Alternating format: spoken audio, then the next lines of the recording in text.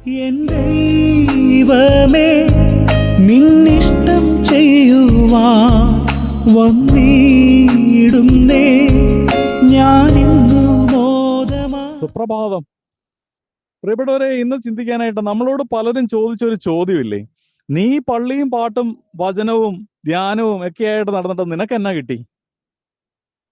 മത്തായി സുവിശേഷം 19:27 പത്രോസ് ഇതുപോലൊരു ചോദ്യം, ശിഷ്യന്മാർ ഇതുപോലൊരു ചോദ്യം കർത്താവിനോട് ചോദിച്ചു അല്ലേ. ഞങ്ങൾ സകലതും ഉപേക്ഷിച്ച് നിന്നെ അനുഗമിച്ചിരിക്കുന്നു, ഞങ്ങൾക്ക് എന്നാ കിട്ടും? ഞങ്ങൾക്ക് എന്ത് കിട്ടും?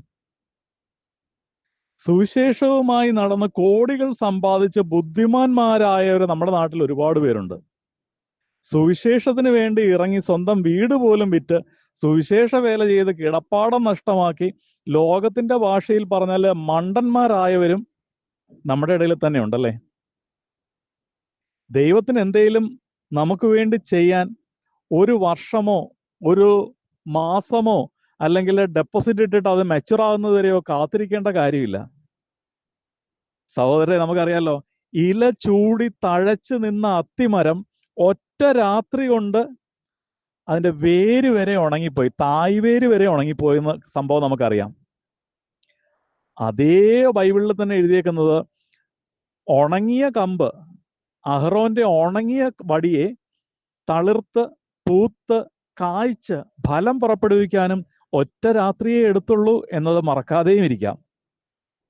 ദൈവരാജ്യത്തിന് വേണ്ടി, സുവിശേഷത്തിന് വേണ്ടി നമ്മൾ എന്തെങ്കിലുമൊക്കെ മാറ്റിവെച്ചാൽ അല്ലെങ്കിൽ ഉപേക്ഷിച്ചാൽ, സ്വർഗരാജ്യത്തിന് വേണ്ടി നിന്റെ സമയം മാറ്റിവെച്ചാൽ, സുവിശേഷത്തിന് വേണ്ടിയിട്ട്, വചനത്തിന് വേണ്ടിയിട്ട്, വചന ശ്രവണത്തിനോ ധ്യാനത്തിനോ മറ്റുള്ളവരിലേക്കൊന്ന് ഷെയർ ചെയ്യുന്നതിനോ അറ്റ്ലീസ്റ്റ് അതെങ്കിലും അതിനു വേണ്ടിയിട്ട് ഒന്ന് മെനക്കെട്ടാൽ, ഒന്ന് സമയം മാറ്റിവെച്ചാൽ, ഈ ഭൂമിയിലും വരാനിരിക്കുന്ന ലോകത്തിലും പ്രതിഫലം അഷ്വർ ചെയ്തിരിക്കുന്ന ഒരുവനെയാണ് നമ്മൾ ഫോളോ ചെയ്യുന്നത്.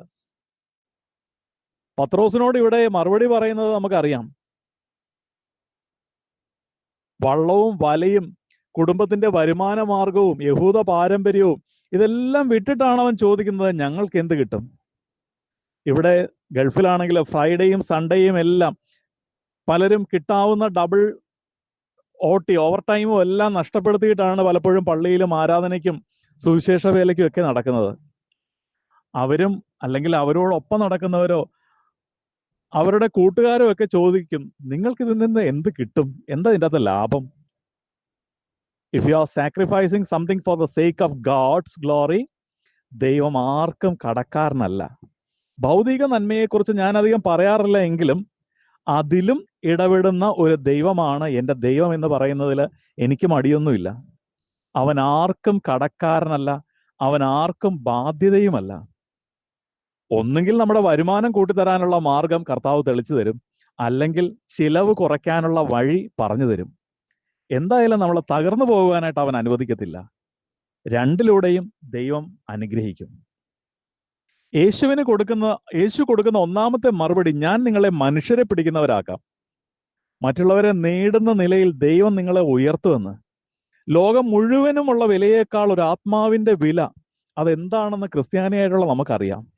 ആ പദവിയിലേക്ക്, ആത്മാക്കളെ നേടുന്ന പദവിയിലേക്ക് നിങ്ങളെ അപ്പോയിന്റ് ചെയ്യാനായിട്ടുള്ളതാണ് നമ്മുടെ വിളി. എൻ്റെ മുടിയുടെ എണ്ണം അറിയുന്നവൻ, എൻ്റെ ആയുസിന്റെ നീളം അറിയുന്നവൻ, എൻ്റെ ഹൃദയത്തിന്റെ ആഗ്രഹം അറിയുന്നവൻ, എന്നെ നന്നായി അറിയുന്നവൻ എൻ്റെ ആവശ്യങ്ങളും നിശ്ചയമായിട്ടും അറിയുന്നതാണ്. കാരണം അവൻ എൻ്റെ അപ്പനാണ്, നാം അവൻ്റെ മക്കളും. യോഹന്നാന്റെ ലേഖനത്തിൽ നമ്മൾ വായിക്കുന്നില്ലേ, കണ്ടാലും എത്ര വലിയ സ്നേഹമാണ് പിതാവ് നമ്മളോട് കാണിക്കുന്നത്. നാം ദൈവ മക്കൾ എന്ന് വിളിക്കപ്പെടുന്നു, നാം അങ്ങനെ ആണ് താനും. പ്രഭാഷകന്റെ പുസ്തകം 11:21 മറക്കല്ലേ. കർത്താവിൽ ശരണം വെച്ച് നിന്നെ ഏൽപ്പിച്ചിരിക്കുന്ന ജോലി നീ ചെയ്യാനേ പറഞ്ഞിട്ടുള്ളൂ. അതിൻ്റെ അടുത്ത വരി ഇങ്ങനെയാണ്, ദരിദ്രനെ സമ്പന്നനാക്കാൻ കർത്താവിന് ഒരു നിമിഷം മതി.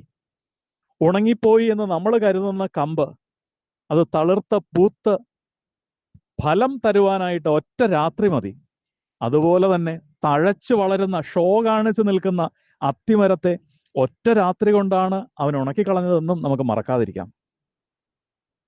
നമ്മുടെ ഏത് അവസ്ഥയിലും കർത്താവ് ഇടപെടാനായിട്ട് ശക്തനാണ്. നമുക്ക് ജീവൻ തന്നത് ദൈവമാണെങ്കിൽ ജീവിക്കാനുള്ളതും തരുവാൻ ദൈവം വിശ്വസ്തനാണ്. നമ്മുടെ ഉത്കണ്ഠകളെല്ലാം അവിടത്തെ ഏൽപ്പിക്കുക. അവിടെ നിന്ന് നമ്മുടെ കാര്യത്തിൽ ശ്രദ്ധാലുവാണെന്നല്ലേ വിശുദ്ധ പൗലോസ് ശ്ലീഹ പറയുന്നത്. മത്തായി 6:33 പറയുന്നു, ആദ്യം അവിടുത്തെ രാജ്യവും അവിടുത്തെ നീതിയും അന്വേഷിക്കുവിൻ, ബാക്കിയുള്ളതെല്ലാം ഇതെല്ലാം നിങ്ങൾക്ക് ആവശ്യമാണെന്ന് അവൻ അറിയുന്നു, ഇതെല്ലാം നിങ്ങൾക്ക് നൽകപ്പെടും. ജീവിക്കാൻ ആവശ്യമുള്ളതെല്ലാം കർത്താവ് തരുമെന്നേ. വിശ്വസ്ത ദാസന്മാരായിരിക്കാൻ ഏൽപ്പിച്ച ദൗത്യം പൂർത്തിയാക്കുവാനുമാണ് നമ്മുടെ വിളി. കർത്താവ് നമ്മിൽ നിന്ന് ആഗ്രഹിക്കുന്ന ഡിസൈപ്പിൾഷിപ്പാണ്, ശിഷ്യരായിരിക്കുക എന്നുള്ളതാണ്. സിംപ്ലി ഭക്തരായിരിക്കുക എന്നുള്ളതല്ല. ആർക്ക് വേണമെങ്കിലും, ഏത് മതവിശ്വാസിക്ക് വേണമെങ്കിലും അവരവരുടെ മതവിശ്വാസത്തിൽ ഭക്തരാകാം. നമുക്ക് ഒരു പടിയും കൂടി കടന്നിട്ടുള്ള വിളിയാണ്. വിളിയുടെ ദൗത്യത്തിന്റെ, ആ വിളിയുടെ ഇമ്പോർട്ടൻസ് മനസ്സിലാക്കാം. We are not called to be a devotee but to be a disciple. Yohannan 8:31 പറയുന്നു, എൻ്റെ വചനത്തിൽ നിലനിൽക്കുന്നുവെങ്കിൽ നിങ്ങൾ യഥാർത്ഥത്തിൽ എൻ്റെ ശിഷ്യന്മാരാണ്. അപ്പൊ യഥാർത്ഥ ശിഷ്യത്വം ഉണ്ട്, ഡ്യൂപ്ലിക്കേറ്റും ഉണ്ട് കേട്ടോ. ശിഷ്യത്വം, ഡിസൈപ്പിൾഷിപ്പ് ആകാനായിട്ടാണ് നമ്മുടെ വിളി. ആചാരങ്ങളുടെ ഭക്തരാകാനോ ആചാരങ്ങളും അനുഷ്ഠാനങ്ങളും അനുസരിച്ച് ജീവിച്ച് ഈ ജീവിതം തീർക്കുവാനേ ഉള്ളതല്ല. ആത്മാക്കളെ നേടുവാനുള്ള വിളിയാണ് ഓരോ ക്രിസ്ത്യാനിക്കും ഉള്ളത്. തിരിച്ചറിയാം, എനിക്ക് എന്ത് ചെയ്യാൻ പറ്റും. താലന്തുകൾ കുഴിച്ചിടാനുള്ളതല്ല, ദൈവരാജ്യത്തിന് വേണ്ടി പ്രയോജനപ്പെടുത്തുവാനുള്ളതാണ് ദൈവം നമുക്ക് ഏൽപ്പിച്ച താലന്ത്. സോ തീരുമാനമെടുക്കാം. ഒന്നിച്ച് ഇന്ന് പ്രാർത്ഥിക്കാം. പിതാവേ, ഞങ്ങൾ അവിടുത്തെ പുത്രന്റെ ഭക്തരായി ജീവിക്കുക എന്നുള്ളത് മാത്രമല്ല, മറിച്ച് ശിഷ്യരായി ജീവിക്കുവാനുള്ള ശക്തിയും കൃപയും അങ്ങ് തരയണമേ. ആമേൻ. നമുക്കെന്ത് കിട്ടും എന്ന് നോക്കുന്നതാണ് ഭക്തി. എനിക്കെന്ത് ചെയ്യാൻ കഴിയും എന്ന് ചിന്തിക്കുന്നതാണ് ശിഷ്യത്വം. ഇതിലേതാണ് നമുക്ക് ഏറ്റവും നല്ലത് എന്ന് തീരുമാനമെടുക്കുന്നതാകട്ടെ ഇന്നത്തെ ദിവസം. ദൈവം നമ്മളെ അനുഗ്രഹിക്കട്ടെ. നിന്നിഷ്ടം ചെയ്യുവാൻ വന്നിടുന്നേ ഞാനിന്നു മോദമായി എൻ്റെ